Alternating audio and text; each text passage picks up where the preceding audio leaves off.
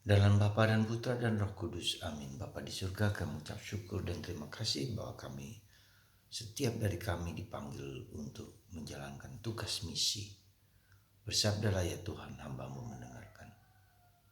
Bantu kami untuk mengenali kehendak-Mu, misi yang Kau berikan kepada kami. Terpujilah nama-Mu kini dan sepanjang segala masa. Amin. Para saudaraku terkasih dalam Kristus, kita hari ini mendengarkan panggilan Samuel. Ketika dia masih kecil, dia berada di dalam magang dari Imam Eli. Dan ketika dia tidur, dia mendengarkan suara panggilan Samuel, Samuel sampai ketiga kalinya.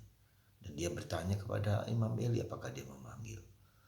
Sadarlah mereka bahwa pada akhirnya Tuhan yang memanggil mereka. Setelah 3 kali barulah Samuel sadar dan Imam Eli juga sadar. Saudara, kita pun memiliki proses panggilan. Apa yang Tuhan kehendaki bagi kita secara pribadi? Dibutuhkan suatu keheningan, suatu keadaan di mana kita bisa mendengarkan suara Tuhan meski tidak mampu memahami, mengertinya. Tapi lama-kelamaan ada berproses. Dan itu kita butuh seorang pembimbing, ya, Imam Eli. Kalau mau serius dengan panggilan kita, maka itulah yang harus kita usahakan jalankan. Kita memberi waktu yang cukup untuk mendengarkan kehendak Tuhan. Yang untuk mendengarkan apa yang Tuhan kehendaki kepadaku, supaya aku bisa melakukan kehendak Bapa.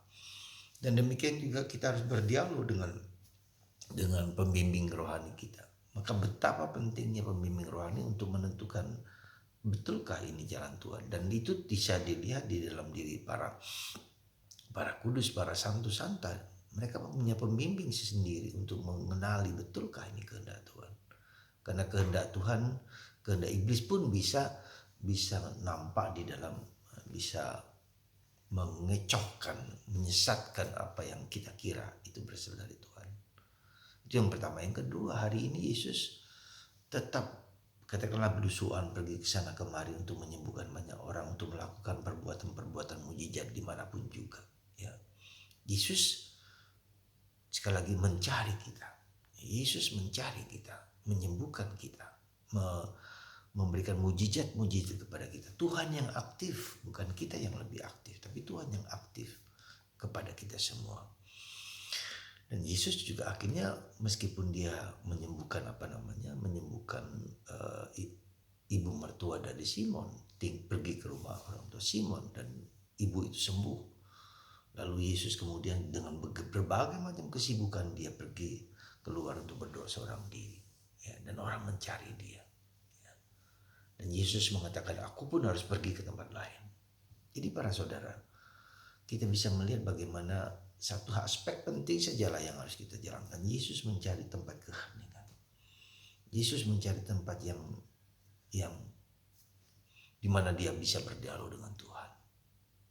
Maka mari saudara, kalau Anda dan saya ingin saya saja yang biasa mencari keheningan, betapa sulitnya mendengarkan kehendak Tuhan. Karena kita lebih fokus kepada apa yang kuinginkan, bukan apa yang Tuhan inginkan dalam diriku. Semoga Anda dan saya dan kita semua diberi kemampuan, kekuatan, daya untuk mencari kehendak Tuhan dalam keheningan dan kesunyian. Tuhan memberkati Anda, memberkati kita semua, dan menguatkan kita supaya kita semakin dapat mencari dan kehendak Tuhan dalam keheningan.